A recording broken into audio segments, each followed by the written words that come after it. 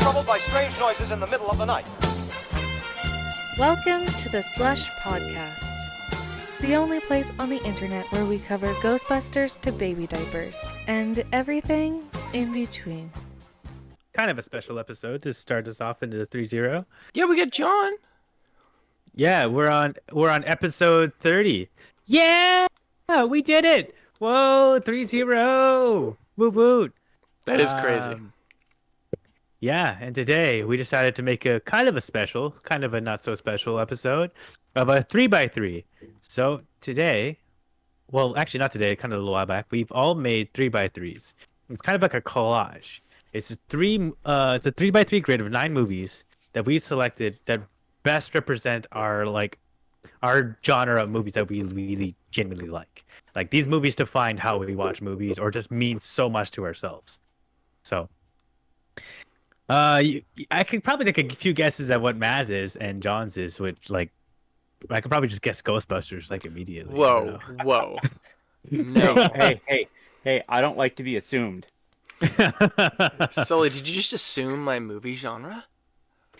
No. How dare I? That's safe to bet, though, you know. Yeah. He's not wrong. I mean, I'm looking around here and I can at least see like 6 Ghostbuster things, so yeah.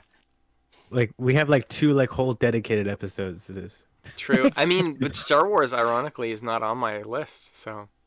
No, actually, yeah. You know what? Let's start off with you, Matt, because that was horrendous. Why did you not have Star Wars on your list? Well, the way I figure this list was the movies that I always go back and rewatch. I mean, I've seen Star Wars a lot, but I've seen the movies on my list a lot more than Star Wars. I never even saw Star Wars till I was in junior high. Never. Not once. So it's not really like ingrained in me as much as a lot of the rest of the stuff on the list is. Like there's some newer things on there that are just kind of, for me personally, more important for movies. Like I like Star Wars, but it's almost fun at this point to just bitch about Star Wars instead of actually, you know. Yeah. Well, I mean, there's so much to bitch about now. There's so much content for Star Wars. It's honestly too much. Like I don't know. I mean, speaking of franchises to bitch about, though, this is kind of the definition of it of Terminator. Terminator. Oh my God. Yeah. Fucking Terminator. Yeah. So tell us your favorite movie so far on Terminator 2. Oh, well, okay. Well, it's Terminator 2, for me personally, I feel like it's definitely hands down one of the best sequels of all time. If not, I don't know. I mean, it's pretty goddamn good. It might be the best sequel of all time. I mean, the same guy did Aliens, so, I mean, what does that say? James Cameron knows how to do sequels, except for the Avatar. I don't know. We'll forget that. Well, remember, he also directed Piranha 2. True. Which was the best, was the better of the horrible B movies. It's his first movie, I think. Isn't Piranha 2 his first movie? It was. But yeah, Terminator 2, early 90s, summer. I mean, when I was a little kid, I had all the action figures. My parents got them for me for Terminator 2. And the effects and everything and the action still hold up big time compared to tons and tons of movies. It was kind of a trailblazer in a lot of ways for like, you know, how good can you make a sequel and can it be a lot better than the first one? Although some people would argue the first one is better. The first one is great, but you know. To be quite fair, I've only really hear people like Terminator 2 is like the definitive Terminator movie. Like I think I hear that more than anything else, more than anything about the first Terminator movie. Well, that's why I just don't like. They just should stop making Terminator movies because they'll never ever touch it. You know, ever. Hey! I watched Terminator Dark Fate just the other day. I'm so sorry. Yeah, it does suck. So yeah, I get it. Oh man, I actually just saw the opening of that again on YouTube where they kill John Connor. Spoilers.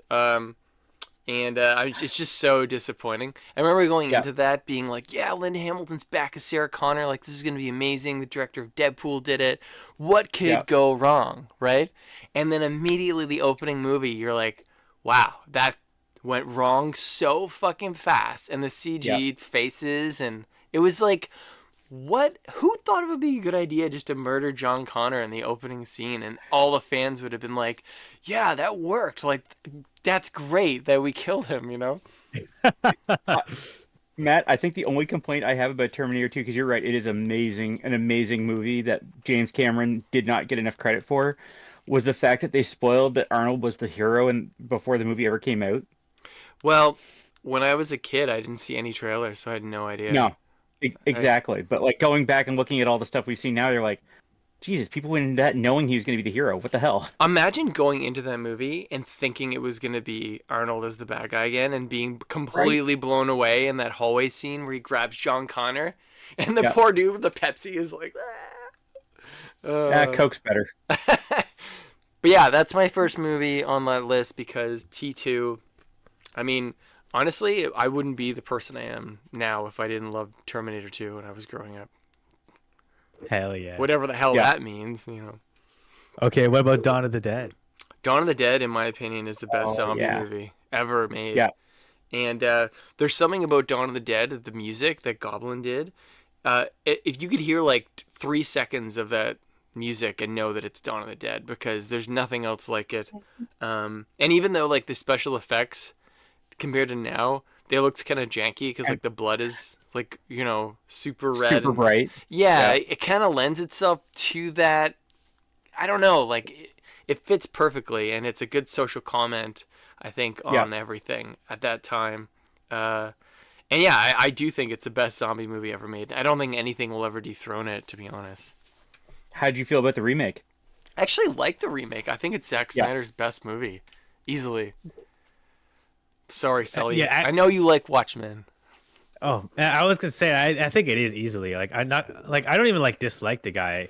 It's just his I don't know. He just use of slow motion is overbearing. Oh my god! You saw that quote too, didn't you, on Twitter? Is what I'm guessing. I did. Oh my god, Rebel Moon is doing numbers, dude. Not for the good reasons. Yeah, somebody, John, was like, in an interview, they were like, what is with all the slow motion exactly? And he's like, it's because slow motion is awesome. It's like, yeah, that's like Michael Bay and explosions. What's the deal with those? Explosions are awesome. Even Transformers, you know, like, I don't love the Transformers franchise, but for some reason when the first one is on, I will sit down and keep watching it because there's something about it that's, you know, entertaining. Like he did something right in there. Yeah, the designs and like CGI of the Transformers is so crazy that it's like I don't even know how they would manage to pull this kind of CGI and the action they do with it because they're so intricate on the Transformers. It doesn't look as good compared now, even all the new movies compared to that first movie. It does not look as good as the first one still, I think. God damn it. Yeah. And Linkin Park, Sully. I mean, come on. Dude, it's so great when he ends the movie off and you can hear Calling all Autobots. Oh. And they got the OG Optimus Prime voice. Come on. It's great. Yeah. How did we go from Dawn of the Dead to that? I'm so sorry. I don't know what I did there. I brought up Michael Bay. I'm sorry. It's okay. He was bound to come up. He always does. Yeah, we did get that was quite a ways to go from there. But anyways, Back to the Future. Okay, yeah. I see where he went. I put Back to the Future 2 on, and this is an unpopular opinion, I feel like, because, you know, 3 is an amazing Western and a great conclusion. And honestly, there's not very many good third installments in trilogies. But that, I feel like Back to the Future 1, 2, and 3 are all one contained, like, pretty solid trilogy. But when I was growing up, we owned part 1 and part 3 on VHS. I could never find part 2, so I'd have to rent it. And so for me, it was this sought after in between movie. And it's kind of like, you know, The Empire Strikes Back because it ends on this crazy cliffhanger and you don't know what the hell is going on. And the car flies. Like, come on. Yeah. It's fucking awesome. Yeah. That's why I have number 2 on there. Yeah, I've only watched 1 and 2, to be honest. Never seen the third one. What? Matt, would you ever do a grindhouse to all 3 of them? Like if they showed all 3 in the theaters, would you do it? Sir, I have. Yeah. When did they do that? Why wasn't I invited? It was like 10 years ago. I took my niece to it. She was like 5. And we made it to 2 and had to leave because she was like, it was just too much for her. It was like, but she loves them. But yeah, they played all 3 back to back. It was awesome. Classic. Hell yeah, dude. And I love Back to the Future. Come on. Oh, yeah. It's like one of the most referenced movies ever. Like, oh my god. It's kind of like, in my opinion, I think Back to the Future is the best trilogy ever made because it's just Well- all consistent and really self-contained. I like it.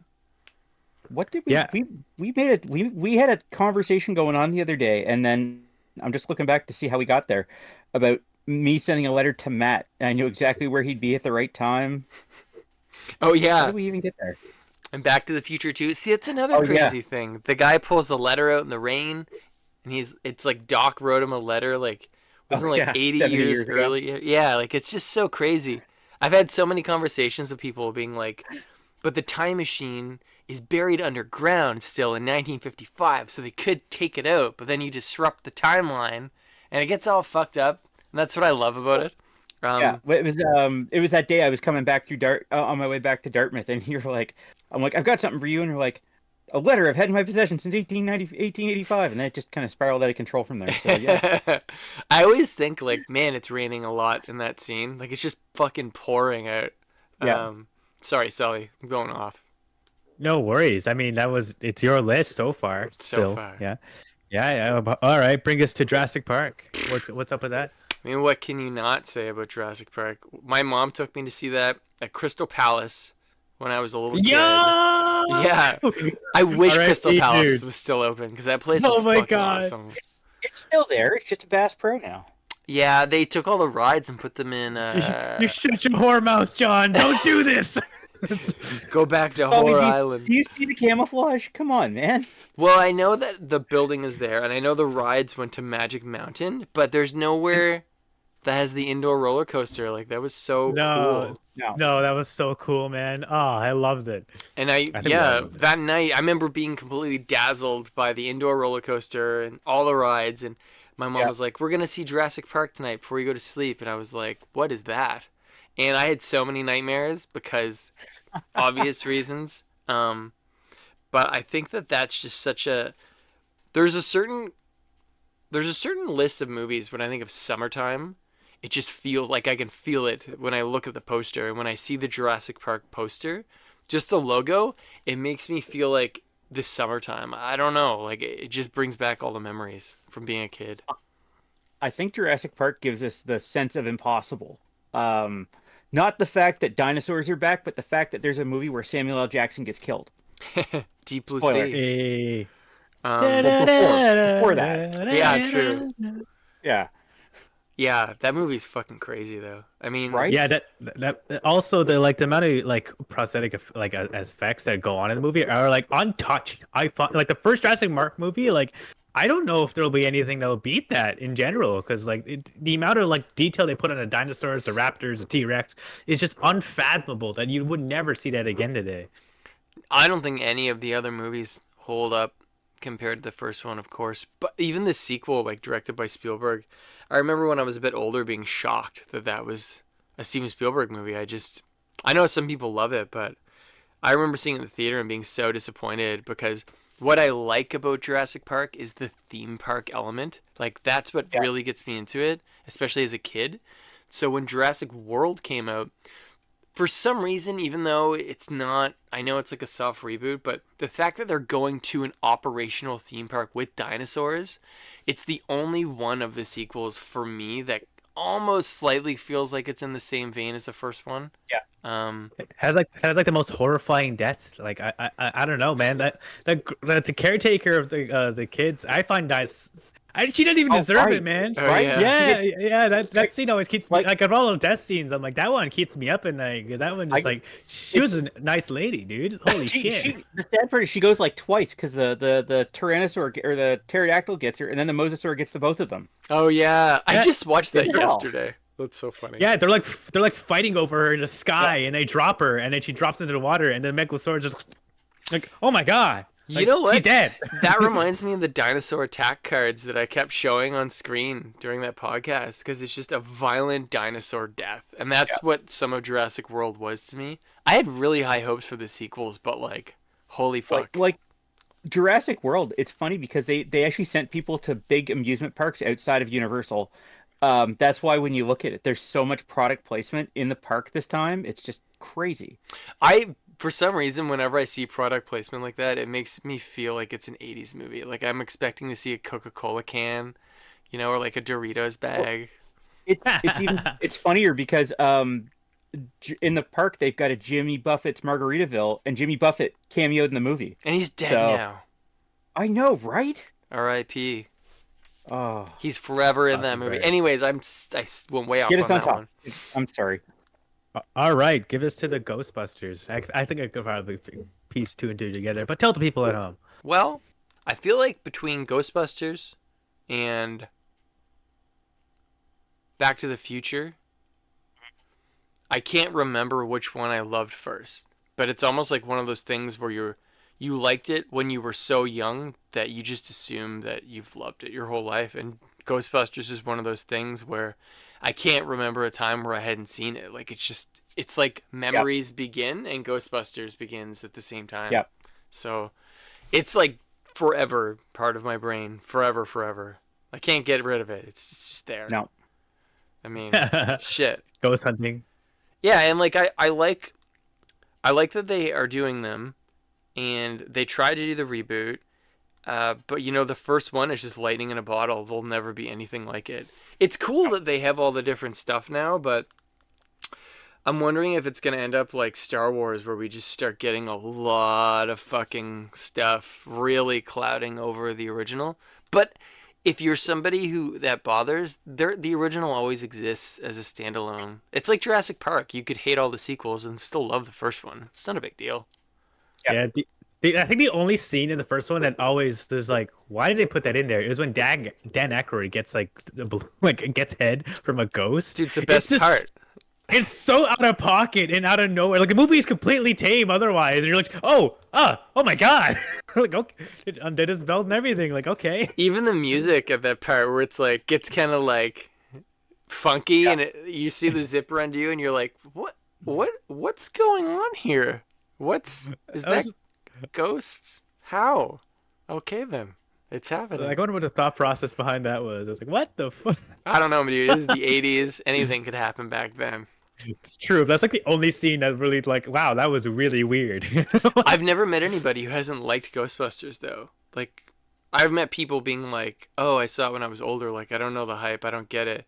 But I've never heard somebody be like, yeah, fuck, Bill Murray sucks in that movie. Or like, proton packs, that shit's so dumb. Like, I've never heard anybody say that. So there's something definitely special about it, I think. Gotta be, right? It's 100%, dude. 100%. Yeah. 100%. Yeah. All right. I never actually heard of this movie. What's this movie called? The Fountain. So The Fountain is directed by Darren Aronofsky, and he did Requiem for a Dream, which is like one of the most depressing movies of all time. And The Wrestler, he did that Noah movie, which was a crazy take on Noah's Ark. He did a movie called Pi. This is his first movie. It's all black and white. It's about like a guy trying to like crack the code of the stock market, which also is the code of the universe, and he like drills a hole in his head. It's fucked. Wow. Yeah, That would have worked if they hadn't stopped him. yeah, it all goes back to Ghostbusters. But the Fountain is weird. So he did this after Requiem for a Dream. It was supposed to be a huge movie that he was planning for a while, and Brad Pitt was going to be in it and Cate Blanchett, and they had like, I think like I think it was like going to be like a big movie, like $100 million kind of movie, and they had started building the sets and everything. These massive temples, like these Mayan temples that were supposed to be in Guatemala. And the whole movie fell through during pre-production. And Wow. like they went on to do other movies, and they disassembled the sets and sold them all. And then like he was like devastated by this because he's a really good filmmaker. I mean, he did Black Swan and shit too. And so a couple years went by, and they were like, okay, what if we just do the movie for half the budget? Or less than half. So they gave them $35 million to do this epic science fiction movie. And they got Hugh Jackman in it and Rachel Weisz, who was Darren Aronofsky's girlfriend at the time. So that's most of the money there. Yeah, well, I don't know, it's a weird movie because it's almost like the tagline was, what if you could live forever? And there's 3 timelines that join together, and it's about this guy who's trying to find a cure for death.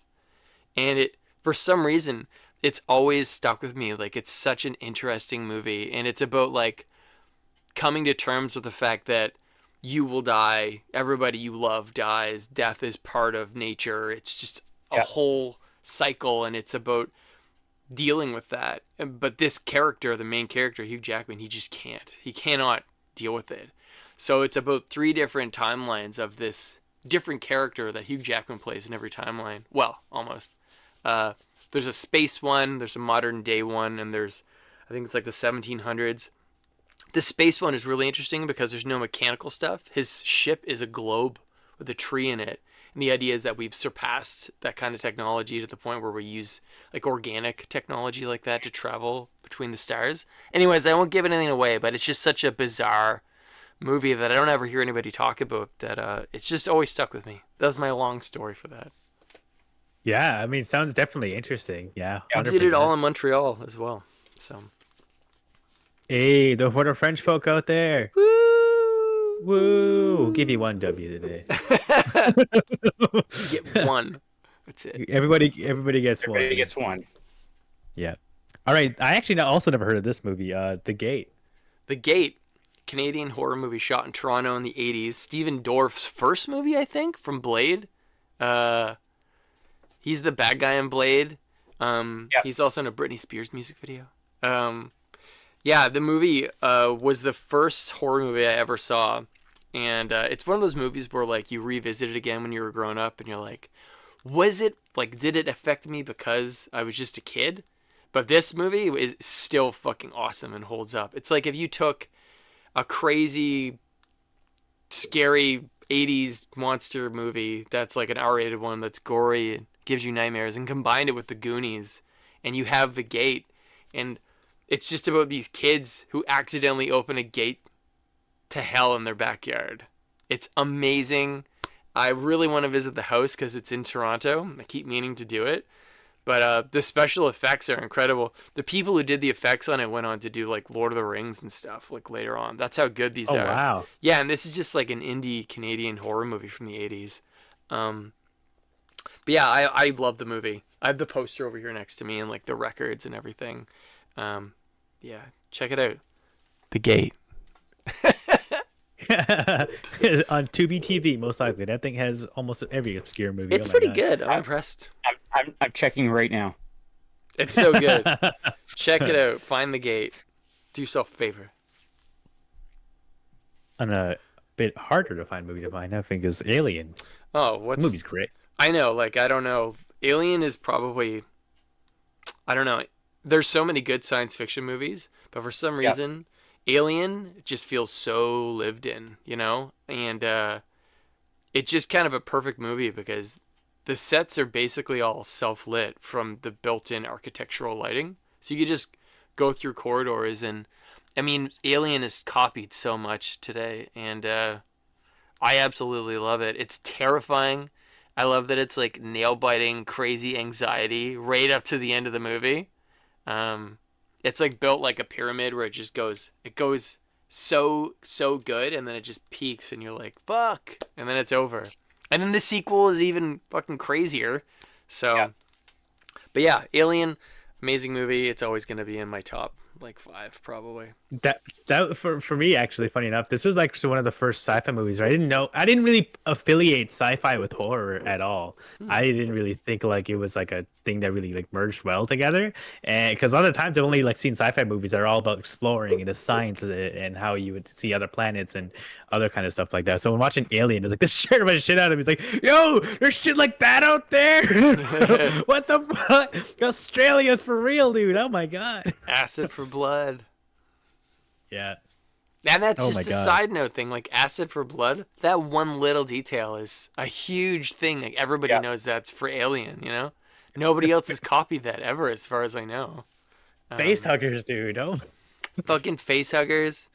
The chest bursters. The fact that there's a new Alien movie coming out this summer is insane. Like they're still going. Even Alien 3, I know David Fincher did that as his first film, and he doesn't even talk about it. But I don't know. I still think that's even a really fucking scary movie. It holds up pretty well, I think. And I know Ridley Scott tried to do it again, but I feel like Prometheus is its own whole separate thing, and it's really Yeah. good. I thought Prometheus was awesome, to be honest. Well, what do you Yeah. think of Covenant? I really liked half of the movie. Like, I love half of it. To me, it was like perfect. Like, we're going into the next chapter. It made perfect sense. It was scary. But I almost feel like I wish there was no alien in the movie, because David was such a menacing character as an android, and Michael Fassbender was just so fucking good playing himself, talking to himself, and fighting himself. And I don't know. I thought it was really good. They didn't even need the alien in it. But I haven't seen it in a long time. I think there's very few actors who can play very well off of themselves. I could like Edward Norton, Michael Fassbender, and Brent Spiner are the only three I can think of who could ever be good as themselves together. But that's Yeah, it. that's true. So Yeah, you're right. Although when I saw Alien Covenant in the theater, when he's Oh. playing the flute, and he's like, "Oh, I'll do the fingering," it was super awkward, and everybody lost their minds. Yeah. In I the just seen theater. Danny McBride in the trailer. I was like, what the hell is this movie gonna be? Yeah, he went on a weird thing. Like, he helped make the new Halloween movies as well, which is, those movies fucking sucked. I hate the new Halloween movies, with a passion. That's my alien spiel there, Gotta be passionate about something, I guess. right? Yeah.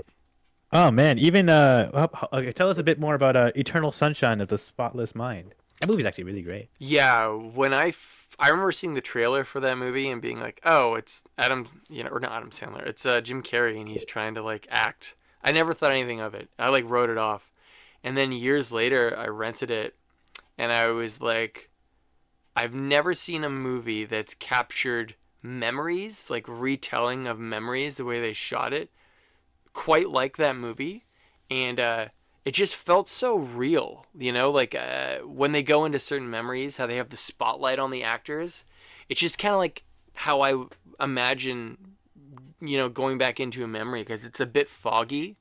And the movie is just really sad. Like, there's so many people who would love, you have a bad relationship with someone, and then you just want to forget about them. And in the movie, how they're pulling the memories out, it just becomes really depressing. And you're like, oh, like, I'm losing parts of myself if I'm losing memories of that person.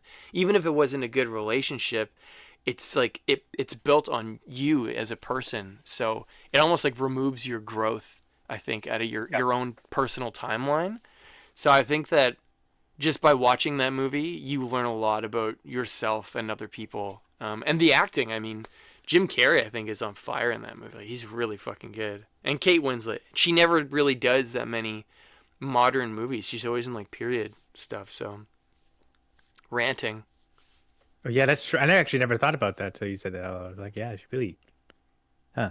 Yeah. Yep. Kate Winslet. Think about a lot of that. So those are my Yeah. top 9.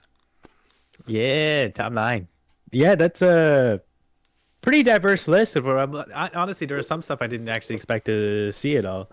Yeah, Jim Carrey. That was like one of his branch out really like acting stuff. 'Cause a lot of times, everyone knew he's a great actor, but never always took him as like a super serious actor. And I really broke the mold, I thought.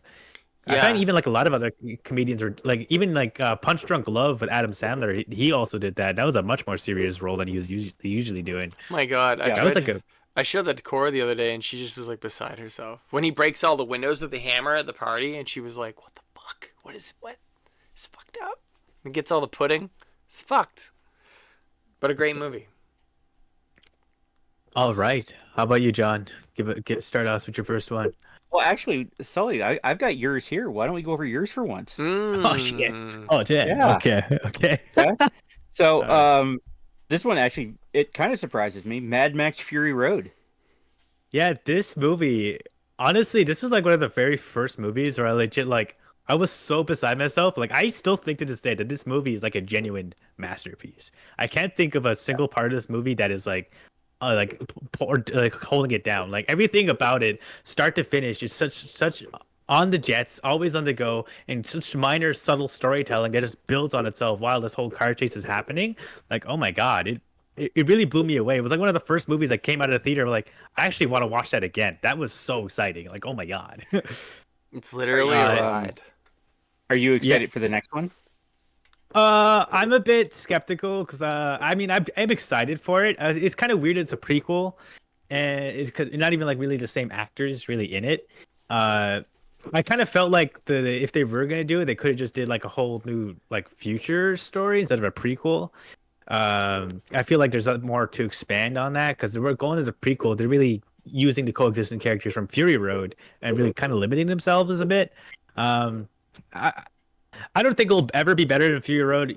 Like even if coming out, there's expectations for it. I'm still gonna go check it out. But even this Mad Max, you don't even have to watch the other Mad Maxes to like really grasp this movie. True. It's just a side note. And if you do have watched the other like Mad Maxes, you can just see like the subtle Easter eggs. They just fly by. You wouldn't even notice until you're like, wait, wasn't that the dome? Like, what the heck's going on here? Oh yeah, that's right. It does look like the Thunderdome, doesn't it? Yeah. Yeah, Forgot about that. it's so wild. You're like you wouldn't catch that obviously if you listen to watch other movies, but they don't really focus too much on that. And I think that really helped expand itself as it was progressing the story, like on the jets going. My God, I love that movie so much. It's one of the Even best. when I was working in theater, like it wasn't like it was stage theater. When we were like asked to like play a movie to kill time, it was like, hey, I'm just putting on Mad Max, guys. I never like it was the first movie I like watched as in our theater. I got to control myself, got to plug it in, get the lights all set down, and have the whole theater to me and my buds. It was great. It's just Linkin Park live on DVD. Yeah. No, Cora said that when she saw Fury Road, she didn't actually like movies until she saw that movie, believe it or not. And that's her favorite movie of all time, which is crazy because it's Cora. Yeah. That actually is pretty shocking. I know. But I always pictured Cora being like a Downton Abbey girl. So I know she's like literally reading the third Anne of Green Gables novel right now, and I'm like, "What do you want to watch?" And she's like, "Fury Road, witness me," you know. Yeah, but you're right though. I don't think that the prequel. I don't know, man. It's pretty risky for them to be doing that because I feel like we all wanted to see what happened later with Charlize Theron instead of before. I like that they just jump into the movie and you don't really know what happened to her and her arm and stuff. So we'll see. All right. Okay, this one didn't surprise me. Megamind. Yeah, I think I talk about this movie so much, dude. Oh, I love this movie to the brim. It was at a point in my life where we only had two movies. I think I mentioned this before. It was either Gangs of New York or Megamind, and I just like, you know what? I'm just gonna rewatch Megamind for the gajillionth time. Like, I've always enjoyed watching. I watched it when I was going to bed. I watched it when I woke up. It was just one of those movies. Like, I can't this is my genuine personal movie that like will always like never hate. Isn't there a sequel out now? Yeah, So what's the there deal? is. I didn't even want to bother with that. Uh, Yeah, they made a sequel and they're announcing like a new show for it. What? Yeah. They don't even. Will Ferrell is not even reprising his role. It's an entirely new cast. That's So weird. it's really beseeched themselves from the original source material. I mean, I don't expect him to get Will Ferrell back. He's not really doing much, to be honest. I'm surprised he isn't back. Hey, he was in the Barbie movie, dude. Yeah, exactly. I mean, like, he was, but he was just like a supporting character. It wasn't like Anchorman kind of, Anchorman. That's fair. I agree with you, Sully. Megamind's like an amazing movie. It has so many callbacks to just the genuine hero movies. And the gentle nudge to Marlon Brando to not be a dick. Yeah, and I love the way they use Metro Man as like obviously he's like a Superman stand-in, and the fact that like he has a midlife crisis in like literal millisecond. Yes, it just has such comedic value to it all, and he's like, I'm gonna always be beating him. I've been doing this for my entire life. Yeah, I'm gonna do music instead. It's like, what on earth is going on here? And Brad Pitt just does such a great role of that. How do they get all these big actors in it? Money, lots of money, Really? probably. Yeah, it is DreamWorks after all. DreamWorks. I wonder what they're doing right now. Yeah, it's Puss in Boots, I think. Oh, that movie was great. The last one. Yeah. Yep. Yeah. I'm trying to see this. The same director did Boss Baby, Madagascar, Ren and Yeah. Stimpy. Wow, that's pretty crazy. That's pretty wild, actually. That's a pretty out there show. Damn. Anyways, So go on. yeah. So is this one like actually the sequel, or are you talking about the whole franchise in this one, Sully? Is it really Pirates of the Okay. Caribbean, Dead Man's Chest? It is Dead Man's Chest, yes. Okay. This is my favorite of the original three. Okay. Because I all the moments I think of are just so ridiculous. Like I got a jar of dirt scene, it just echoes in my head. And I actually watched the second and third one before I watched the first one. Funny enough. Yeah. And honestly, you probably could, because the first one's just a standalone movie. The second and third one are the quantum ones that really bridged as an actual cohesive story, and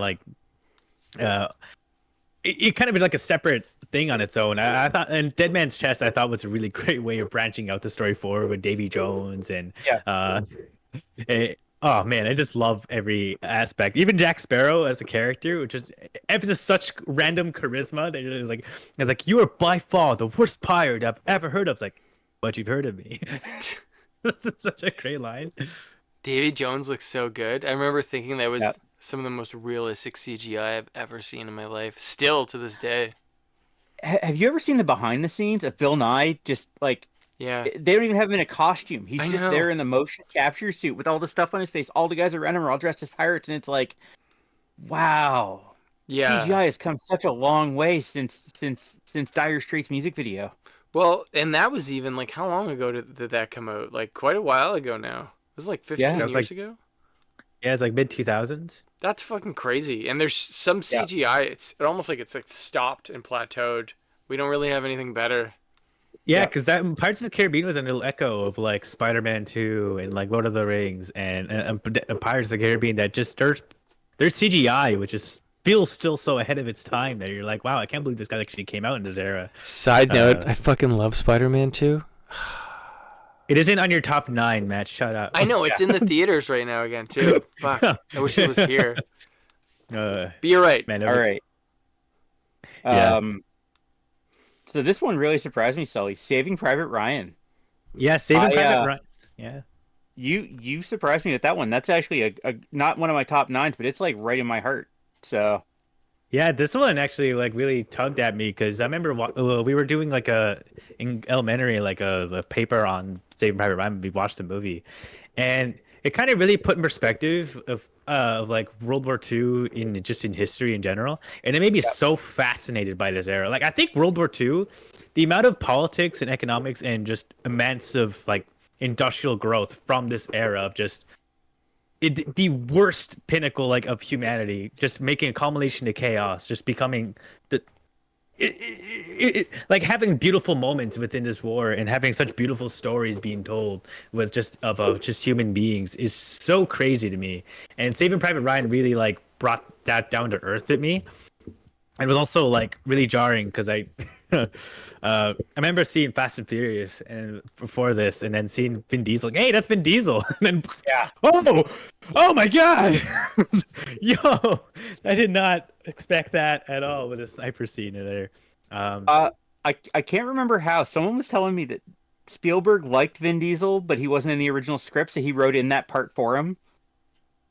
Oh wow. Yeah, Vin Diesel made a short film called I think it was called Multicultural or something. It was about like his heritage, and Steven Spielberg saw it and was like, I want him. Put him in the movie. Yeah, because that was like his first big breakthrough movie, right? Yeah. Well, I mean, like the cast. I mean, not including Tom Hanks. You had Tom Sizemore. Isn't he dead Barry now? Pepper. I don't know. He's kind of like the Vincent Price to me. He might be dead. He might not. Who knows? Wow. Oh yeah, Tom Sizemore, Barry Pepper, Giovanni Rib. I can never pronounce his last name. He's so good in that movie. Fuck, his death scene is brutal. Ugh. Oh man. Yeah. And a very unknown Nathan Fillion was in that movie as Private Ryan. Oh my god, that's right. Different Ryan. I think it's Matt Damon, isn't it? I'm pretty sure it's Matt Damon at the end there as Private Ryan. Yeah, there's another one though, and it's like all mistaken. I didn't know that was him. That's crazy. Wow. But yeah, this was the movie that really got me super hyper fixated on World War II. And I still think it's probably one of my favorite areas to learn about because the culmination of just humanity is just it's something that fascinating to look at. Dude, Exactly. they flashed the film for the opening of that movie, and then they put it back in the cameras and they shot it again, so it was like super high contrast and like really Yeah. edgy looking. I remember reading about the cinematography.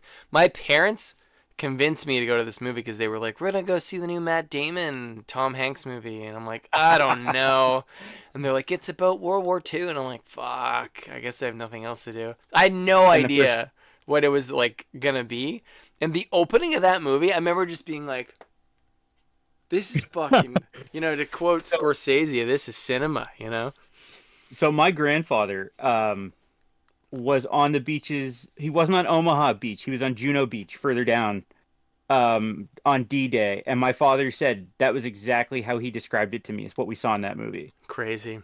Yeah, because I even remember So hearing about a bunch of veterans who watched this movie. They actually had to like get up and walk out of the theaters. Like that was like too dead on for them to be experiencing that. Yeah. yeah. Jesus. So the next one, speaking of large body counts, is John Wick 4. Yeah. So John Wick series in general has such beautiful gun fu is what they call it. Yeah. I think John Wick really took action into a new level. I mean, I don't think John Wick wasn't the pioneer of this. It was like the Raid of how they keep like full focus shots on the entire fight scene instead of just constant cuts. Taken has not aged well with this. Like if Taken, in my mind, is a good movie, but then when you look back in the action sequence, there's so many cuts and jump scenes when they're like trying to like grapple each other and punch each other. It just does not look as great. Now, because a lot of like action movies from that era, like really like ones you'd see a lot. Yeah. But the way like the Raid influenced like a lot of like action movies going forward, and John Wick I thought was like a good Western interpretation of how to really like interpret gun fu and like these full take action shots into it, and it took an aspect of like how Mission Impossible does. I think much better, or they just I imagine that they thought of like these action sequences beforehand and then started constructing like how the story would integrate like as well into it. Because the choreography in these fight scenes is amazing, especially in how well they integrate it with the music and the tones and the contrast of colors, and they keep that same contrast and like the saturation throughout the entire like movie, and you just never can get tired of watching it. Like it's a movie you can just chuck on and you know immediately what's going on as it even progresses forward. And John Wick 4 specifically, it does have my favorite action sequences, just in general of all time. I thought it was like, holy crap, this, like Keanu Reeves in the stunt crew have really outdone themselves. And it really, go on. It's in Toronto, right? Didn't we do John Wick 4? I think so. Pretty sure we did. Yeah. I haven't seen past one, to be honest. I have no idea what happens, but I hear good things. Yeah. John Wick is kind of like how kind of like how Pirates of the Caribbean is, where you watch the first one, it's a standalone movie. Then if you watch the second one, you can like, wow, they can really build further upon this universe, and it just feels like a natural progression of that story, where it doesn't just like, oh, John Wick's at it again. It just kind of feels like oh, like the aspects of this movie have really brought the events that going forward into 2, 3, 4. Is 4 the last one they did, or is there a 5th one? So they the fourth one is technically the last one right now. They were going to film 4 and 5 at the same time, but if you watch 4, I guess I imagine it's because they were kind of debacle on like how to continue writing the story, and also the amount of punishment they do to Keanu and all the stuntmen. Because like throughout the movies, John Wick is in like some unstoppable killing machine. Like every every single person he fights is getting their like dig on him. Like he's not walking away just casually from each fight. They're always like, getting at least one punch into him at the very least to make him feel it. Death by a million cuts kind of deal. Yeah. And everyone is just so like instead of being intimidated by John, they want to like test their strength against John, you know. And that's kind of how every person fighting John goes into it, instead of just like everyone scared fighting away. There's a series out, isn't there? Yeah, there's a series called The Continental. I haven't watched this myself yet, they actually did this as a prequel or whatever, without really mentioning to like the John Wick people in the movie, like Keanu and the rest of the cast, Sean McCain, whatever. They didn't really ask them to like reprise their roles in this series. They just decided to do it without really like bringing anything aspect of that. So And interesting. Yeah. yeah, I've heard mixed things, but I am excited to watch it nonetheless. The Continental is Okay. the hotel, right? Yeah, the Continental is the hotel that Sean McCain's character controls Yeah. in New York City. All right. 50 Shades Free. Now, I'm gonna tell you, man. I read the books. I had mixed feelings about these movies. So tell me why this is in your top 9. So 50 Shades Freed specifically, it's like a culmination of bad writing, just peaking and peaking, and it's become so much. It just gets so out of hand with the amount of writing and stuff. It just feels good that there's bad female writers out there. It's like, they're just as bad as us, guys. Don't worry. And it just became so fun to watch that like none of the events that are taking place make any sort of sense. And the anticipation of trying to see a dick throughout 3 movies, it was just. Are they rated Yeah. R? I don't think they are. Yeah. Are they? Really? They are. Yeah, Yeah. they rated R. You think Yeah, there'd yeah. be more happening there? You would think, and then I was like, I better see one at least. This is for the girls. But no, nothing. They fucking tease the whole movie. Well, the only difference between these and an episode of NCIS is he's rich, right?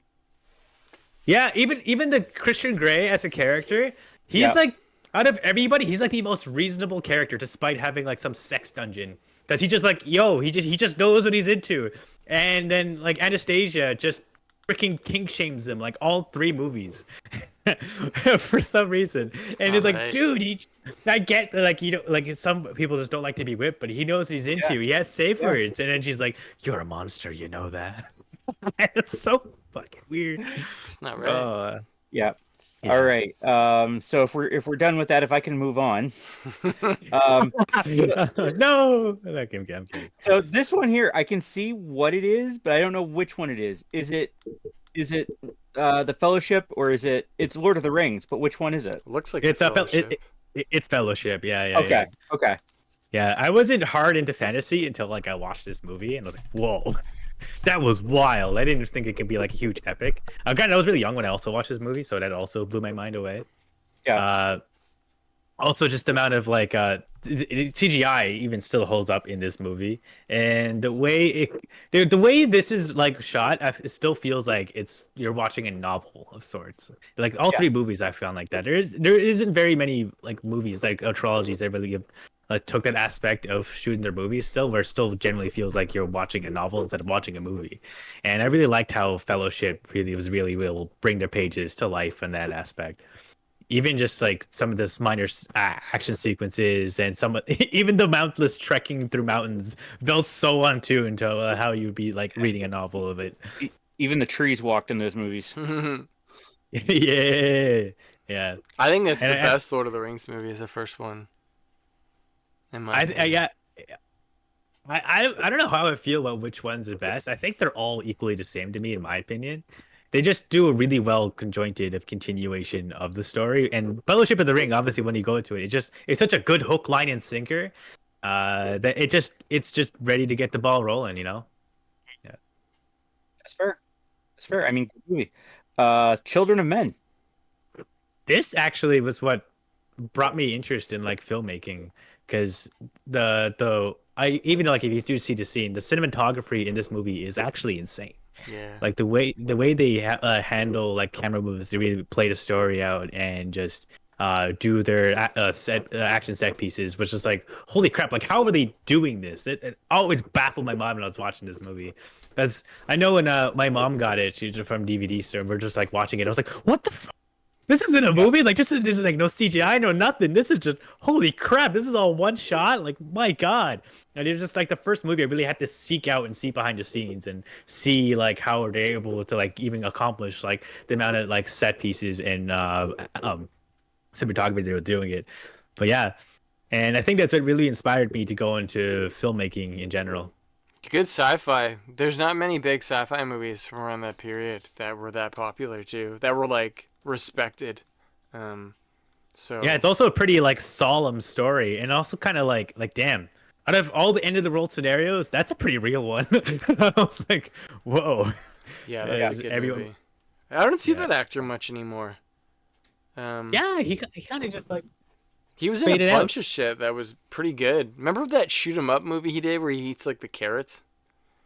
yeah, yeah. He just disappeared. Yeah. But yeah, that's my side note to add to that. All right, this one doesn't surprise me at all. Pan's Labyrinth. Really, it doesn't surprise you. I'm surprised. No, But no. you're not surprised at all. A lot of surprising God. is happening. Right? I'm like, oh my god. Yeah, Pan's Labyrinth was like the. I remember we were watching in also elementary, like how to, like just makeup effects and stuff like that. And this one is like, holy crap! The amount of like, it really feels like every character that is a monster feels so real. And the entire movie makes you like just feel so unnerving for the girl. Like there isn't a point in time where you feel like she's in a safe spot. Like her home is like under war, and her dad's like a general trying to like appease his fellow crewmates and all that stuff, while also being a complete douche and fascist throughout it all.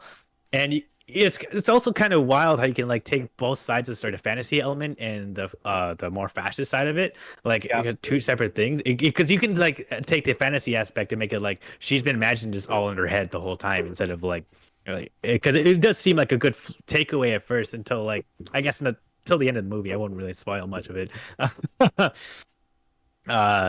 It's just a really great way of how they did like all the slight horror effects. It wasn't like super jump scary, but like the amount of like suspense and thrilling like ways they really do to unnerve you in each task she does with the forest folk is definitely unnerving. It was definitely like one of those first movies that immediately made me just scared of the forest, and that was never really was at first. Growing up in the neck of woods, it's nothing to do but be in the woods. Yeah. Dude, Yeah, that was the first big movie I saw with like a really ultra violent part where she has the fucking bottle in his face. I was like, wow, that's pretty violent. Holy shit. Yeah. I couldn't believe that. Because I remember it was like an opening night and there's tons of people. And, the whole movie is crazy and whatnot. But once you get to that, because that's like real life fucking gross shit. Yeah. And when the dude ate the fairy, holy shit, that was like oh my god, that That's scene is so fucked. horrifying. Yeah. It's a great movie. Yeah. Definitely, I think that's my favorite Guillermo del Toro movie. I liked Hellboy, but after rewatching it a little while ago, I think it was like, damn, I don't think the storytelling aged super well, but the amount of like makeup and stuff is just still peak, dude. Blade 2, come on, Sully. Oh yeah. Pacific Rim, come on. I totally forgot. Yeah. Shape But of Pan's Water. Labyrinth is definitely my favorite. There's no fish stick again, I guess. I don't know what's up with me in that. What? That's cool. Fish stick. Fish stick. Yeah. Yeah, that's my top 9. Bit more recent movies, but that's what spoke to me when I was growing up. That makes sense, I mean, Yeah. it makes perfect sense. I was gonna have like I was gonna put Jeepers Creepers on here because it's the first horror movie I watched. That's a good movie. It is. Yeah. It's also horrifying because growing up in like plains like that where you see casual farms and stuff like that and scarecrows, I was like, Jeepers Creepers is fucking real, dude. His scary truck. Ugh. Yeah, I'd be on the way to like school on the bus and just be like looking at the farms. I'm like, You go home with no skin. Especially the bus scene where he's like ripping people out, and I was scared to sit on the bus, and then my mom was trying to convince me to go to school, and she's like, I don't know. Then my dad's like, why'd you make him watch a horror movie? Why are you watching horror movies with the kids anyways? That's gonna be me like, with Bennett. I'll just make him like, scared. Yeah. I was really young when I first watched those movies. Look, dude, if you're worried about Bennett being scared, just do what my grandparents did. Take me to a kids movie and have them show the wrong reel. That's awesome. So, What movie did they that's- show? It was supposed to be Rockadoodle, and they showed us reel 4 of Aliens 3. Oh my god. Oh wow. Right when the xenomorph was like hissing at the camera, so it's like, oh shit, and I'm like, how do I make my life about this? Man, first of all, I haven't heard somebody reference Rockadoodle in a long time. You just unlocked a weird memory in my I brain. know, like my grandparents used to like drag all the grandkids to a movie like once in a while, and that was like the lucky time I went and something that I liked was on the screen for like half a second. So Nobody talks about that movie ever. there's reasons. Oh boy. I'm so sorry. John, it's your list. Number Have one. you got it, or do you want me to read it? I got it. I mean, obviously, Okay. the first one's gonna be Ghostbusters here. It is. What It can is you add to Ghostbusters. that? What can I add? Like you caught it, man. I mean, Ghostbusters is like the first movie I remember. Like I remember being a kid and Ghostbusters being there. Growing up, learning some stuff. I'm like, okay, some of that probably wasn't appropriate, like the ghost and Ray thing, or the fact that Peter Venkman apparently carries around Thorazine. Don't know why. That's a We're not gonna good question. point. I never thought of that. Right? That is Like weird. Thorazine's an injectable drug, and like where did he get it? Like questions, but we're not Ooh. going to ask them. Oh no. So yeah.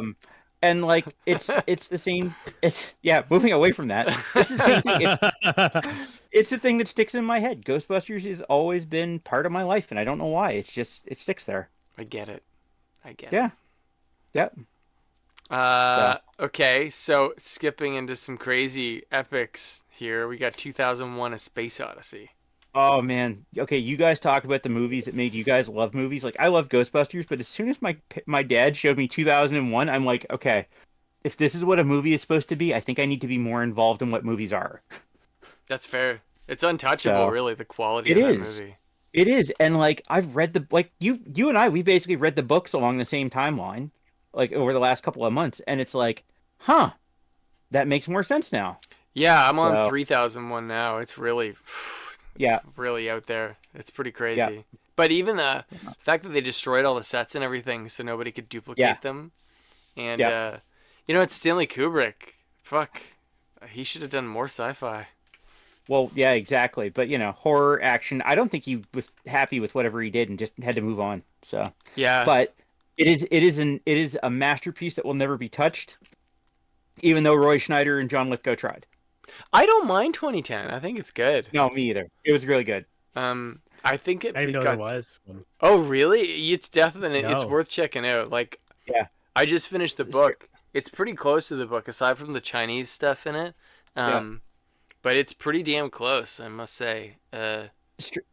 Strangely enough, I noticed it the other day. Helen Mirren's in that movie too. I know she used to be a 10 back then. Holy shit. Right? Dude, come on. But no, that's a great movie. The effects are amazing in it. The costumes are amazing. It kind of reminds me of Alien, to be honest, a little bit. Yeah. Because you always see like the sets are pretty enclosed, so they feel very claustrophobic. Yep. Yeah, I get it though. Fuck, 2001. Yeah. Exactly. So. Okay, so obviously it's an amazing movie. Next one, also Stanley Kubrick, 80s, Full Metal Jacket. Oh man, Hey. I love Full Metal Jacket. Sully has his war movie is Saving Private Ryan. Mine's Full Metal Jacket, and it's not because of my time frame. It's because when I was younger than Sully, people were still talking about Vietnam, so Vietnam was like all over the place, and like all the movies I was exposed to, that was the one I kind of identified with the most. And the fact that they broke it up into 3 different parts kind of made sense to me, because having the experiences I've had since then, I see where those guys were at that particular time. So It's a fantastic movie. Fuck. Yeah, exactly. Even if you just watch the first act with the training, you'll never see yeah. a movie like that ever. No, exactly. And Vincent D'Onofrio, just amazing actor in that movie. Yeah, Oh, I yeah. heard he because have you seen Adventures in Babysitting? Yes. He yes, played he's like Thor in it, Thor. and he's Yeah. like Wow. totally ripped in it, and you're like, what the fuck? That's the Kingpin from Daredevil. Like, he looks completely different. And the Wow. funny part is, those movies were made just a couple of years apart from one another, so he had to like lose the weight that he had on Full Metal Jacket for Adventures in Babysitting. Well, I just think that Stanley Kubrick makes people crazy, and Yeah. he captures it, and Well- they're fucked after that forever, pretty much. Well, Did A lot of you know filmmakers do that for some did reason you in know that era. Matthew Modine is one of the few people who's ever stood up to Kubrick and gotten away with it. Really?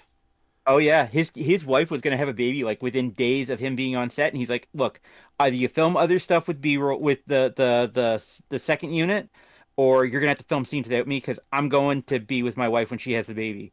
And I guess they fought about it for like 3 days, and then finally he's just like, just go. We'll film other stuff."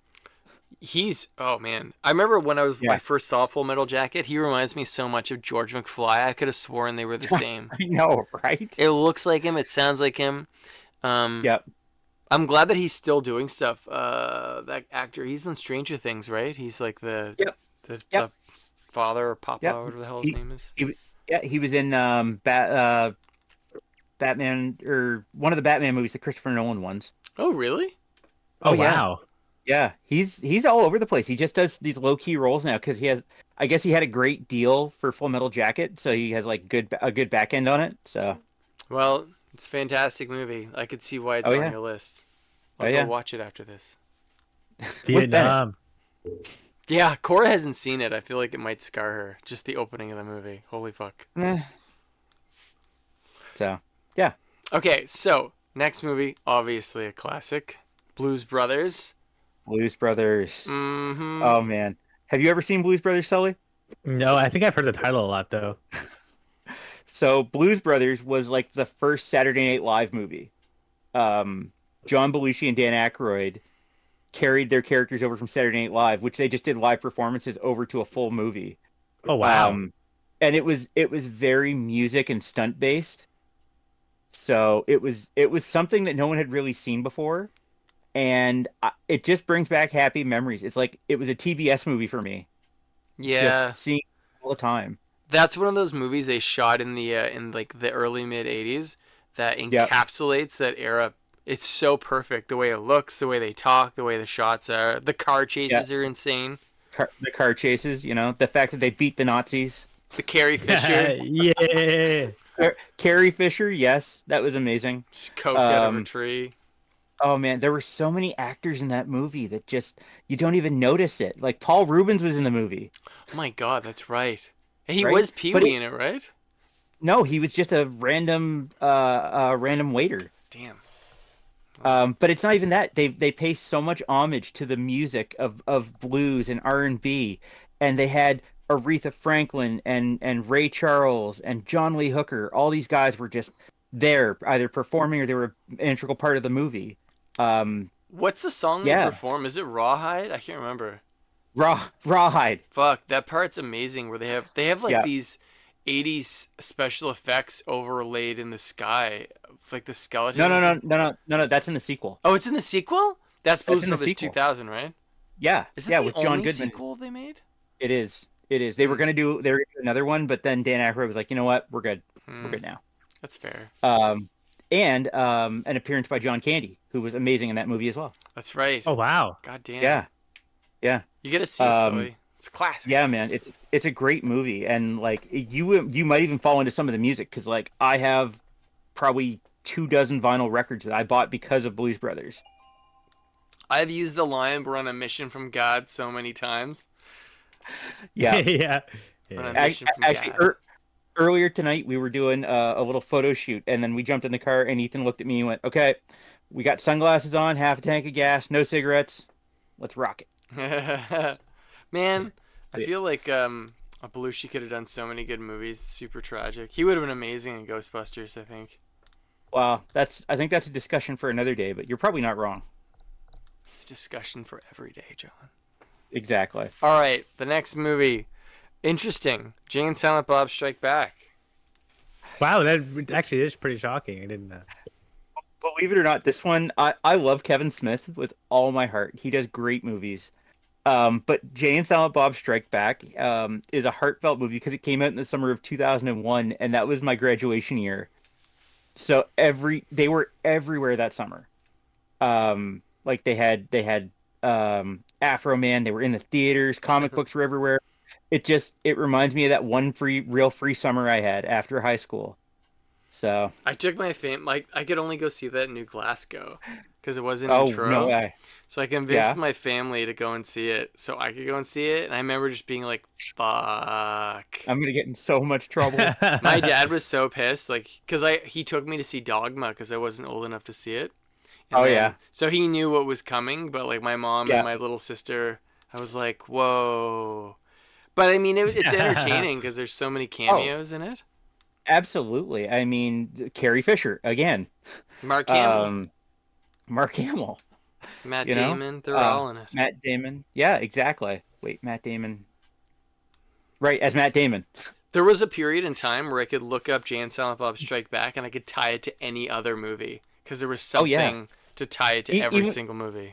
Oh wow. Well, even the Daily Show, because the Daily Show had just started. So Yeah. Kevin Smith grabbed Jon Stewart and was like, "I need you on my to be fake news on my movie," and he's like, "Okay." That was so fun. I haven't So- seen it in a long time. I have the poster Oh, man. autographed on my wall and over here. Yeah. Yeah, it's funny that you Yo. have that in there because I almost put Chasing Amy on my list. Oh man, we need to talk about Kevin Smith some night. We'll do a Kevin Smith thing. Have you seen many of his Yeah. films, Sully? Only Jay and Silent Bob, really. Damn, we should just force Sully to watch all the movies in order. Well, exactly. But did you know there's an after credit scene in Jay and Silent Bob Strike Back? Where she closes the book on the View Askew universe. Right, because this was supposed to be the end, and then Kevin Smith was like, I need more money. Well, thank God, because honestly, Clerks 2, I think, is one of his best movies. It's fucking great. Oh man, unreal. We'll get you Like, we'll get you to watch them, Sully, because some of them are like they're ultra low budget, and he tries so hard, and kind of like I would say Ben Affleck's career kind of is because of Kevin Smith. Well, wasn't Kevin Smith the one that took Good Will Hunting to Miramax? I wouldn't be surprised. You're probably right. Yeah. Fucking Miramax. That movie you do is a thank you for your friend because Yeah. he says you owe him one. Those Miramax fucks. Okay, a Goofy movie, another classic. Love that movie. Yeah. Wow. I'm not gonna ever hide it. I am a Disney kid all the way through, but the Goofy movie kind of speaks to me. It was like the perfect movie to grow kids movie, animated movie to be a teenager to, because you were just kind of getting used to being apart from your parents, and then your parents want to spend more time together, and then you appreciate each other as you go, and everybody learns a fancy dance, all that stuff. But it's probably, I'd say, the best Disney animated movie that ever come out, and I can't name one single millennial kid that can tell me otherwise. It's kind of funny because I think that there's been a resurgence of a Goofy movie recently because a lot of people didn't see it after that as generations went by. But Yeah. Pauly Shore is in it with like the cheese. It's The a cheese leading- whip? Yeah, Yeah. he's so good. Yeah. And there's like the whole culture of like massive RVs when you go camping versus Yeah. like going on a trip with pops with like your fishing Tenting. rod. Yeah, like Yeah. it's a great movie. Yeah, Exactly. especially when you have like two different kind of perspectives. It's like when you watch it as a kid, you really relate to Max and how Exactly. and then when you watch it as obviously like even as a dad or a much older, like, damn, Max is such a fucking idiot. Spend time with your dad.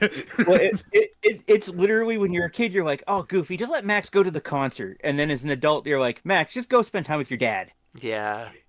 So. Yeah. I'll get Bennett to watch it. It'll be fun. Exactly. But it's funny because there's so many people now. If you spend time on TikTok, there's so many people now that call back to that movie. They literally go to Disney World to just do that one dance in front of Max and Goofy. And the funny part is Disney has made such an effort to keep it alive.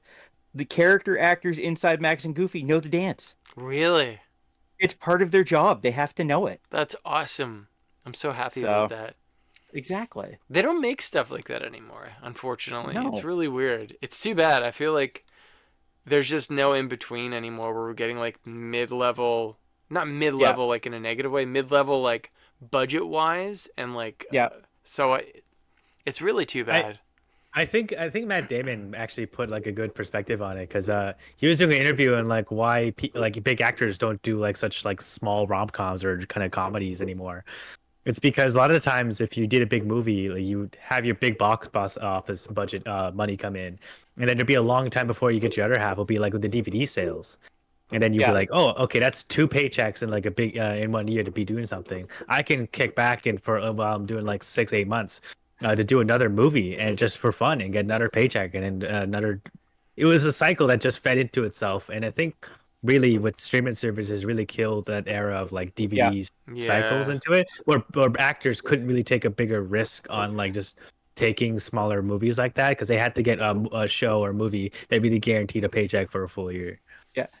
It's funny that you mentioned that because in Jay and Silent Bob, they actually allude to it that way because they're talking about the Matt Damon is talking to Ben Affleck like, Ben, remember, you do the big budget movie, then you do the art movie, and then you do the movie to help your friend.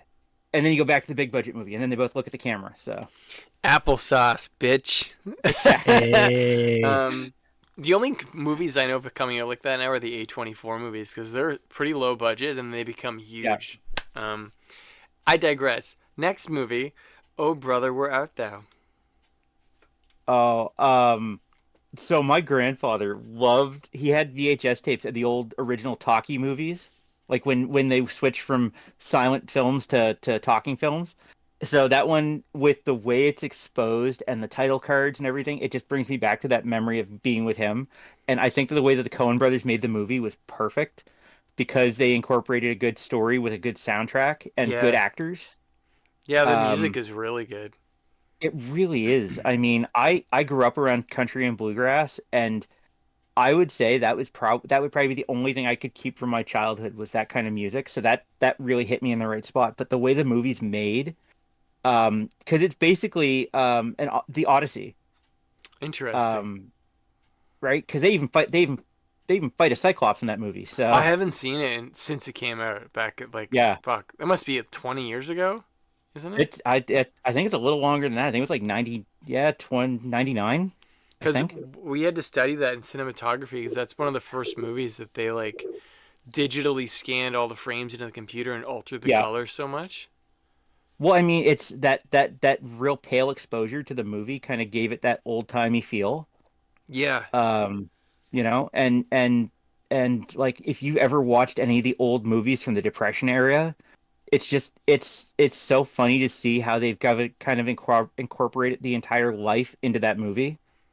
Yeah, it's really good. So, It's it's kind of reminds me of the Blues Brothers because in Oh Brother We're Up There, they break into the song and you're like you buy yeah, it. And the same as Blues Brothers, you don't really question it, but it's because there's nothing really like those movies. Like no, ever since they made that even too, I've never seen something like that again. yeah.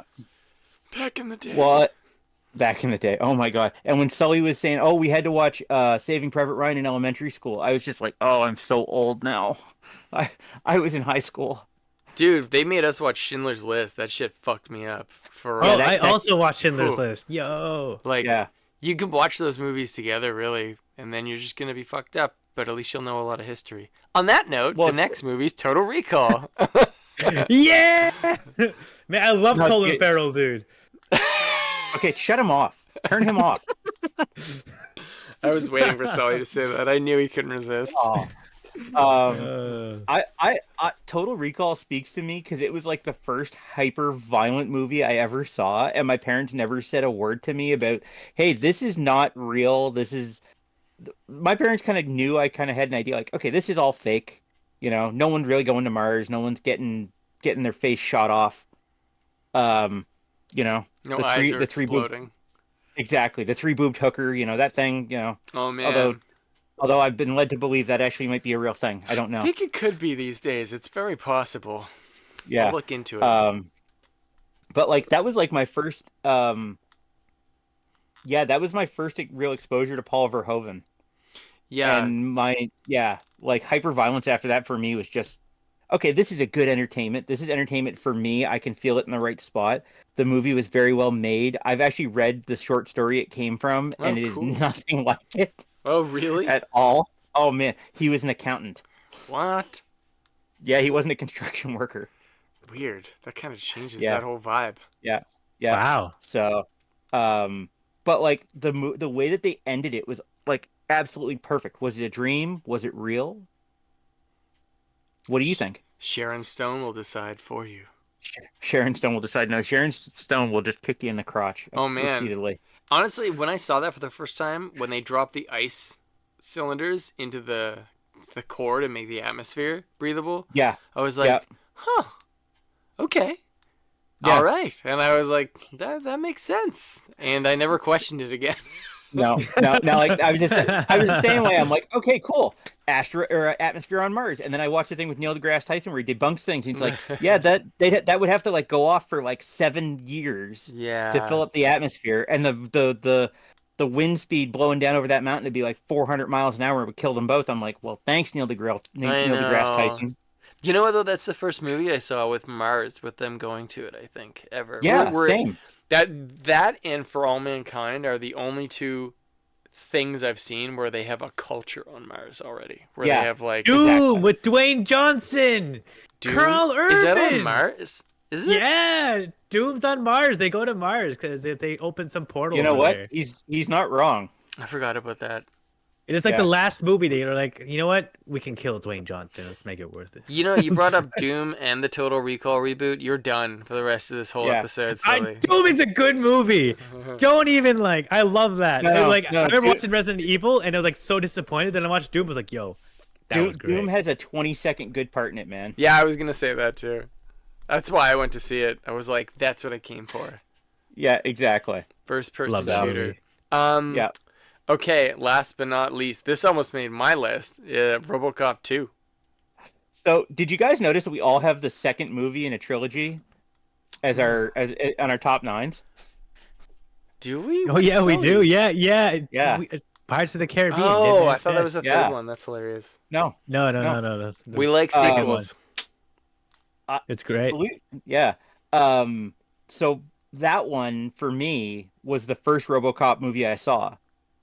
I wasn't exposed to the first one, so like I think it holds a special place, but because it was at the same time that I was such an impressionable child, and I remember getting it on VHS and getting it home and plugging it into the VCR, and the first thing that pops up is them all, like the whole cop crew looking at the camera going, "What's bugging you, Murphy? Drugs. Oh, Drugs yeah. are bugging me." Right? And then it just cuts to Peter Weller going, "Hi, I'm Peter Weller," and he has the whole PSA, and I'm like, "Huh, I shouldn't do drugs." Or RoboCop will kill me. Or RoboCop. Like, that's the same reason I didn't smoke, because RoboCop will shoot me. Shoot Such a you in the great dick, part. you know. I don't remember which one I saw first, but I know the director of The Empire Strikes Back did RoboCop 2. Which is No, pretty crazy. Paul Verhoeven did number 3, did number 2. No, it was the director of Did The he? Empire Strikes Back. Oh. Yeah, Never mind then. he did the Forget that. first one, the Paul Verhoeven, but yeah, I remember because I think that might be the last movie he did, and then he passed away. Yeah. Oh, wow. No. Showgirls. No, I and- mean the and- director of RoboCop Oh, okay. 2. Yeah, got it. Sorry. I was like, dude, did you forget the Starship That Troopers? director's still alive, as far as I know. Yeah, he Paul was Verhoeven? quoting. He was actually like talking about Helldivers and how like, wow, but people are talking about my movie again after 20 or so odd years. That's fucking Yeah. crazy. But yeah, I mean, I really enjoyed RoboCop 2 because it's the first time I ever watched a movie where the bad guys won in a way, and then he came back. Yeah, I was fucked up when they cut him apart when I was a kid. I was like, oh my Yeah. god, they just tore him in half and took his helmet off and ripped his arm Yeah. off. Scary. Yeah, in the leg, and yeah. But it also showed like the first time I ever saw a kid as a bad guy. Yeah, that was really cool. I've never heard a So- kid swear that much in a movie, I think. Right? Have you Kids seen it? versus Sully? aliens. Oh. Yeah. I've only seen RoboCop 1, but actually I never actually watched all of RoboCop. Because when I was young, when I first watched it, seeing the first opening scene, and when he I think that scene is just so goddamn it's so overkill what No, they do. Pretty violent. Have you ever seen the director's cut of it? I don't know, but I just read Foreman just doing that to our guy Murphy was Dude, they cut out the best part. Like they go with the shotgun, and before they start like totally laying into him, one guy fires, his whole arm comes off, like not just his hand, like the whole arm, and then they made this really fancy animatronic of Peter Weller, like so he could like do the head back thing and everything, and just put a bullet in that. wow. Like, you actually see the agony on his face. That was the most violent thing I had seen for the longest time, was that part of RoboCop 1. For More than sure. Kenny? What's that? More than Kenny in the boardroom. Yeah, because I mean, you like Murphy, and then you see him get blasted apart, and you're like, Yeah. wow, they just killed the And, hero. and Yeah. his rookie partner like, oh, Oh yeah, like watching her, Lewis. like, She's so One great in day that. bad luck. First day with a partner, dead. Yeah, fuck, that movie's so good. I think Yeah. I like RoboCop 2 a lot when I was a kid because it was so fast paced, and I Yeah. really liked Kane. He was such a wicked, Right? bad robot, and he was so Yeah. big. Like, and then whenever they showed him coming towards you, he'd use all of his things, and it was just Yeah. really scary. Well, that was the thing. Like they made it so unhuman like, and they made it the locomotion of it so intimidating because it was always like approaching in some way. Yeah, and plus you already saw RoboCop get like ripped apart halfway through the movie, Yeah. so you assumed when he's gonna fight Kane at the end, like, anything could Yeah. happen. Yeah. And Peter Weller was Um. back as RoboCop. He's fucking Yeah. awesome. Yeah. What was I was just thinking there was a part like okay, so since I've grown up, I have friends who've gone on to be like doctors, and I had one who was a surgeon, one who was like a um not an undertaker, a pathologist, right? And they've all watched RoboCop 2 with me, and they all look at it and go, "There's no way you can get a human brain out of the body like that." With the little skull and the eyeballs. Like yeah, Man. like at the just two eyeballs. They're like, there's no way that like they'd have to destroy everything, like rip the whole guy's whole body apart to get the skull and the spine out. I'd love to have that in the background during a podcast with the bubbles. Just like that would be yo, amazing. bro died and he still made him go to work the next day. That's fucking Right? crazy. Right? It's so true. That's what was it? RoboCop is a perfect analogy of corporate America. You gotta love capitalism, baby. Let's go, Dude, even in RoboCop 2, even though like RoboCop 1 is a pretty serious movie, like it's Yeah. depressing. RoboCop Yeah. 2 is like definitely more comedy, but like when they like put RoboCop back together halfway through the movie and they have like And they're counting the pennies to Yeah. decide how much they're gonna. Yeah. and the board of people are like, let's have him, visit the Cub Scouts, and the people who design RoboCop are like, what the fuck are you talking about? Like this, we Yeah. can't do this, and they do it Well, anyway. what was it? They're like, yeah, or they go through all their stupid suggestions, and then the one guy who's like the actual RoboCop expert is at the end going, yeah, sure, and we'll get him to help sell Boy or Girl Scout cookies and raise money to save trees, and they're like, that's a great idea, let's do that. Yeah, Ugh. and it fucks him up because they put it all in, and his programming, like, Yeah. he's so fucked after that. I love when he goes to like the crime scene and the kids' baseball team is stealing all the electronics. And he wants to give them a lecture. Yeah, and he's like, blah blah blah blah. Oh man, yeah, that movie's great. Yeah. I hate RoboCop 3 though. Oh, you know what? The only good thing in that movie is the ending. Yeah. Literally, the fact that it stops, that it's over. And Lewis gets killed the opening. I was like, what the Yeah. fuck? The fact that Peter Yeah. Weller isn't in it immediately is a red flag, I think. You know what? Peter Weller's one of those guys. He doesn't like doing sequels to anything. So surprisingly, that he came back to do that was pretty special in itself. Yeah, he is great. Yeah. I remember him in Screamers. I gotta watch that again. Oh man, I just got done watching him in Sons of Anarchy, and I was like, oh my god, Peter Weller can be a bad guy too. Oh my god, I've never this is amazing. seen that show ever. I heard it was good Oh, though. He's in Star it's Trek really as good. a bad guy. Well, I Remember the didn't- that was movie? the thing. Yeah, I've seen it since then, but I'm just meaning like, I've had a chance to take him in as a bad guy. I'm like, yeah, I can see that. Yeah, he seems scary, to be honest. Yeah. Have you seen I showed that to you, Sully, didn't I? Like the Oreo cookie thing with RoboCop? Yeah. Oh my god, John. You should see it. It's like crew stories behind the scenes, and there's this Oh, yeah. props guy, and he's like, yeah, we had to shoot this scene, and I had a stack of Oreos in my hand. And Peter is like, Robo wants an Oreo, and he's like, no, Peter, like, these are my Oreos. I'm not giving you any Oreos. And he's like, Robo wants an Oreo, and the guy took all of them and he put all the Oreos in his mouth and ate all of them. And he's like, there, now there's no Oreos. And they had to stop production, and somebody Yeah. had to come up and give this Let's go. guy, give Peter Weller Oreos. He was so pissed. And then it cuts Well- back to Peter Weller, and he's like, I don't know what the fuck he's talking about. There's Oreos. It never happened. And the other guy's like, it happened. Okay, it happened. Well, it's funny because I was watching a thing where they were talking about making like the behind the scenes, and they said the worst part of the movie was at the coolest part when he wants to go on patrol the first time. He's like, Reed, he needs a car. He throws a set of keys, and they grabs the keys out of the air and keeps going. And it took like 196 takes to get it. It literally took 2 straight days Oh my to get him to just God. catch a set of keys. That is a and great Peter scene, Weller- though. right? They couldn't just like Indiana Jones it and just shoot the guy, like, you know. He shoots the sergeant, gets the keys. Yeah, exactly. But it's funny because I think Peter Weller got pissed off because part of his contract, he had to appear on like World Championship Wrestling's pay-per-view, that was being done in Washington. As Because it was RoboCop? it That's was So random. no, it was because they were promoting the movie, so they had to get him to come in and do like backstage stuff. So they had to get him all in the Robo gear, and then during the main event, he had to come out and pull the door off of a cage, and that was all they got him to do. That is pretty And awesome, though. I was sitting there thinking about it. I'm like, man, no wonder Peter Weller hates RoboCop so much. I know. The suit looks really awesome, but it probably was horrendous. There's nothing I've ever seen since then that they've made that, like, even watching Fallout, they have those mechanical suits, and you're like, it looks like cosplay. It doesn't look like RoboCop. It's funny. I said the exact same thing. I'm like, they got cosplayers to make those. Yeah, it looks too janky to, like, I mean, it's cool, but it doesn't look like, the weight isn't there of what I would expect it to be like.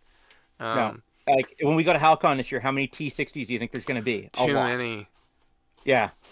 Fucking Fallout. Yeah. How far are you guys into that, by the way? Done. I finished it. Hey, same here.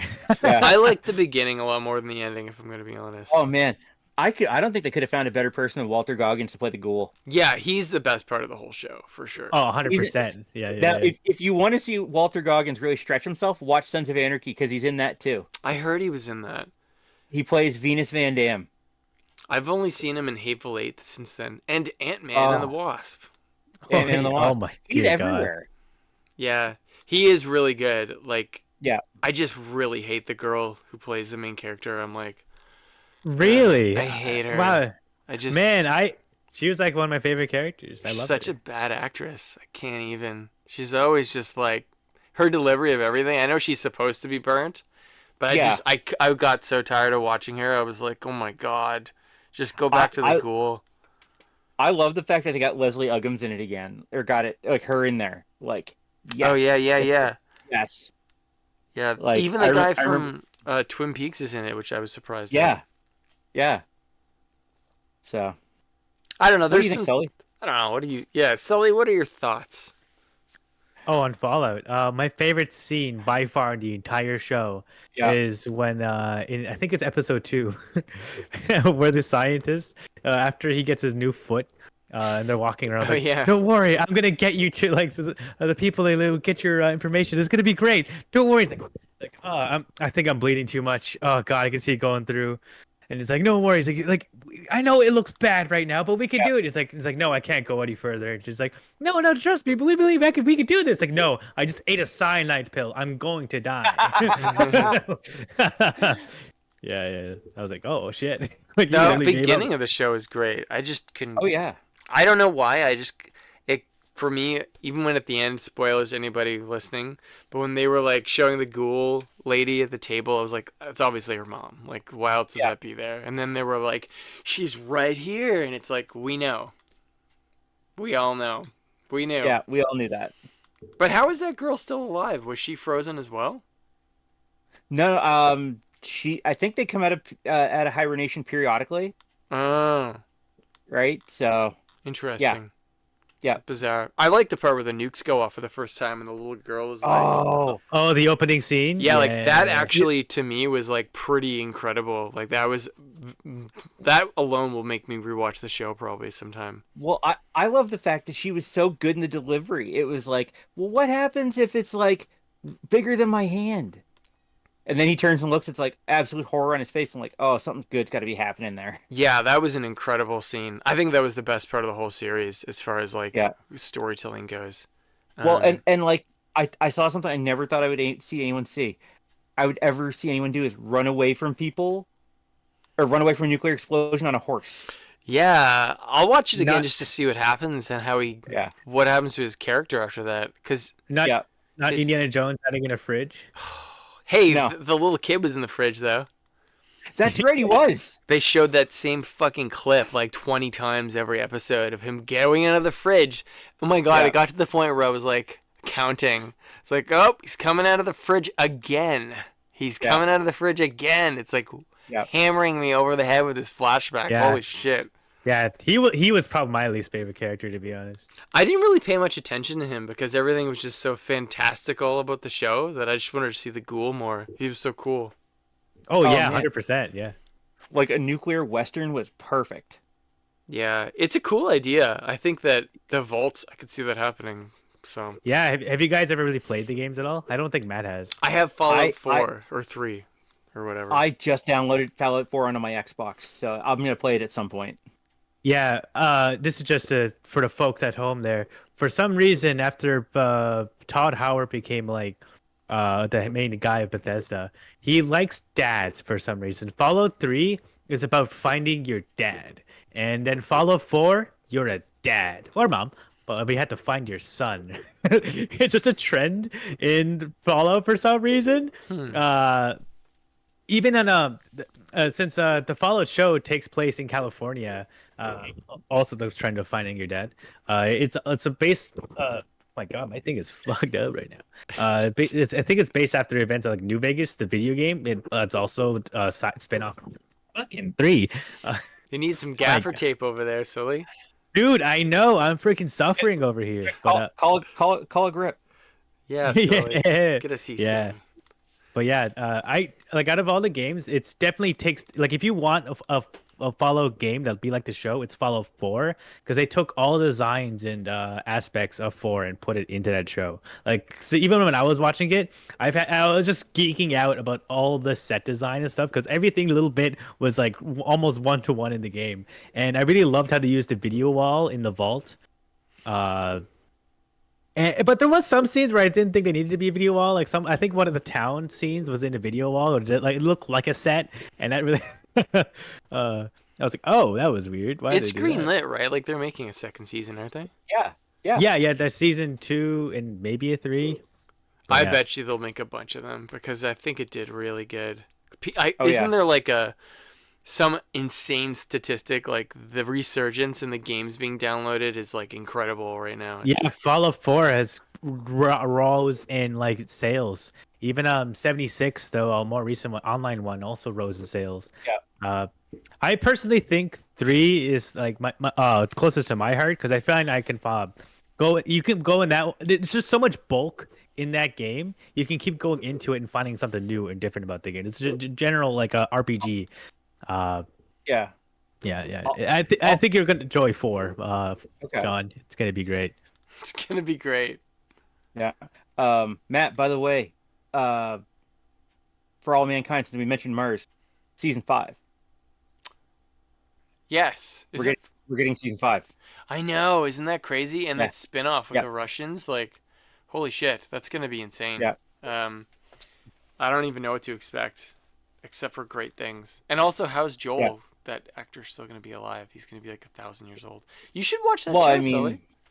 yeah, you Yeah, really should, man. only every one of the grandmothers mentioned this show.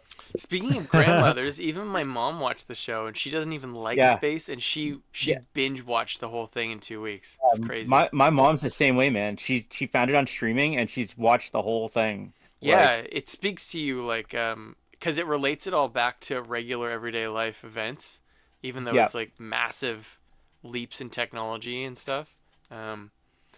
Yeah, what could have been? Did you hear that Well, they it's- pushed Artemis 3? The moon What? landing? What? They're not doing it now? Or No, the no, lander's not Artemis ready?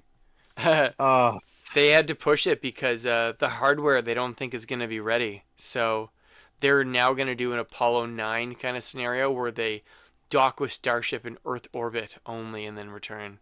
So Artemis Oh, wow. 4 would be the My one where they God. go. I know, and I was like, man, I'm going to be shocked if this happens in the 2020s. you know what? Let's just get the Russians to start building again. Like, I think seriously. China is going to get there before them.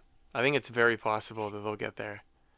I could see it. I think they're crazy enough to do it. I think they could. Maybe. They've landed stuff on there right now. They've had Yeah. successful landings. So Well, maybe the North Koreans will get there because they apparently don't care about getting guys back. So, who knows what they're up to? yeah, exactly. It's just very dark there. Yeah, exactly. Oh, on that note, that was a good episode. We shared Yeah. some thoughts on some movies. Yep. You know, Sully's got to watch, some For All A Mankind. lot. I got to watch A lot. Megamind. And Yeah. I've seen everything on John's list, though, I think. Well, I'm just what do I have to see? Because you guys had some like artsy movies that I not artsy movies, but The Fountain. Um, If you want to get depressed, watch that. Yeah, 100%, dude. Just get Sounds Dude, like it. so dude, I depressing. watched Snowpiercer and got depressed. That movie is crazy. I know. Fountain, The Gate. I found that on Tubi, by the way, if anyone's looking for it. The I Gate. knew it. It's on I called Tubi. it. I called it. That's awesome. Yeah. It's good to know. Yeah. And I've seen all of Sully's, so yeah. Yeah, from what I got from all of our lists is that the movies you watch in childhood definitely carry with you. Yeah. Yeah, In 100%. some cases, they horribly scar you, but It's I true. think for the better. It's like a Any good album, yeah, exactly. We'll I do a mean, music what did I- episode. That would be fun. What did I learn from the movies I did? Oh, grab a guy on an escalator is a human shield. He's not wrong. Yeah, I learned I have that a bit- you can bust Go on. ghosts. It's possible. yeah. Sully, what have you learned? It's never too late to have a midlife crisis in a half a second. That's the takeaway. I suddenly have the need to go buy a Tesla. Dear Lord. No. They're No. affordable, but not enough charging places, I think. Yeah, exactly. It's a whole other Although- episode, but Well, I'm going to tell you something about Teslas once we're done here because it's really funny. Okay. So yeah, great show, guys. Sully, do your magic. Do it. Well, that was episode 30. That was our first 3x3. Hopefully, of many more, not just for movies, of other genres of art as well. Yeah, well, it was welcomed by John and Matt once again. Hi. Did you really just cut me off right there? I can't believe I've known you for how long now, John? How freaking dare you disrespect me in episode 30? Wow. This has been Slush. Remember, we're on Apple, Spotify. Remember to like and subscribe. Comment down below what your 3x3s are, what movie speaks to you. And that's it. That's all. Ah!